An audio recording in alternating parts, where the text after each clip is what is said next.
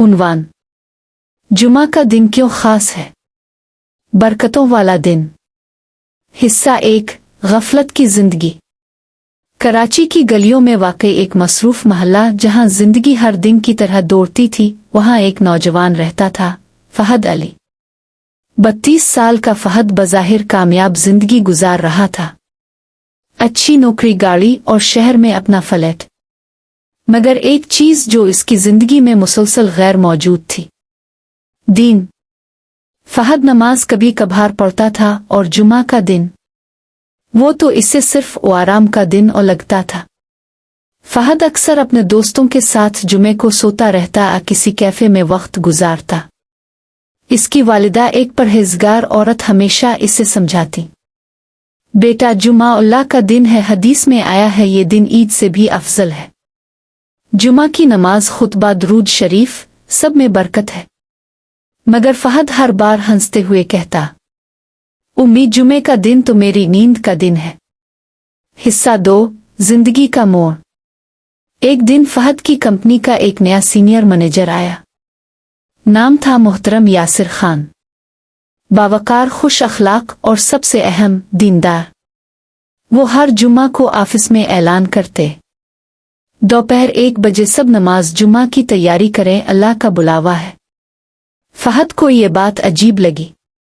इसने एक दिन मजाक में कहा, सर अब तो बड़ी जल्दी छठी कर देते हैं, आपको कौन सा काम की फिक्र है?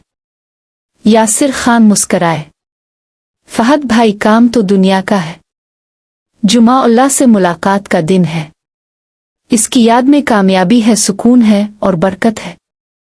ये जुमले फहद के दिल में आतर गए, मगर वो फिर भी गफलत में रहा। हिस्सा 3 वो जुमा जो सब कुछ बदल गया। एक जुमा फहद की तबीयत कुछ बोझल थी, दिल अजीब सा हो रहा था। रात को ख्वाब में इसने देखा कि वो एक अंधेरे में भटक रहा है, हर तरफ खौफ, और अचानक एक रोशनी के सुतून के पास एक दरवाजा खुला जहां एक फरिश्ता खड़ा था। इसने पूछा, तो जुमा के दिन कहाँ होता था? फहद हड़बड़ा कर अलिफाटे। सुबह का वक्त था और जुमा का दिन। दिल कांपने लगा। इस दिन पहली बार वो वुजू करके मस्जिद गया।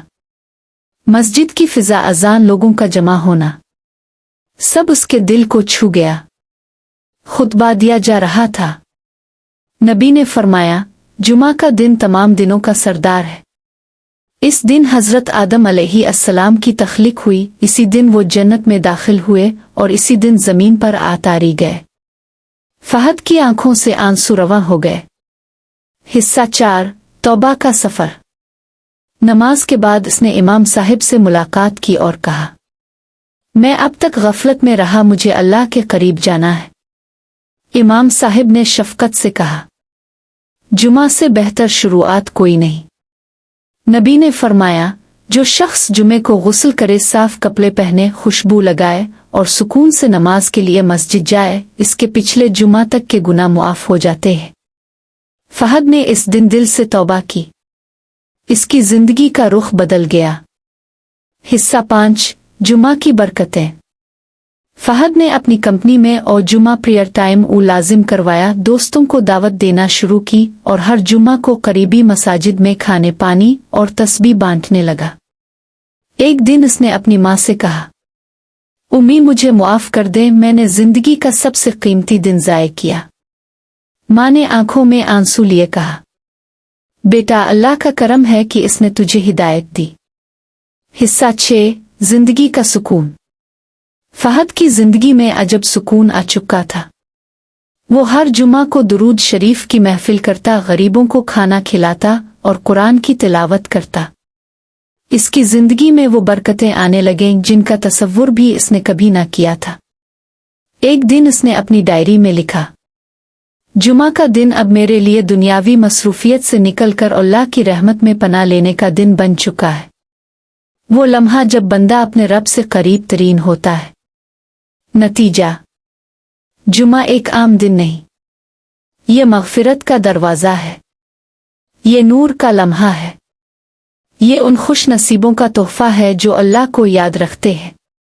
अहादीस व फ़ज़ाइल का खुलासा कहानी के आखिर में।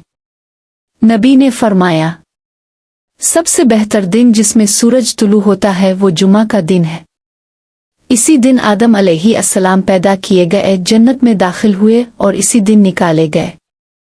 क़यामत भी जुम्मा के दिन कायम होगी। सही मुस्लिम।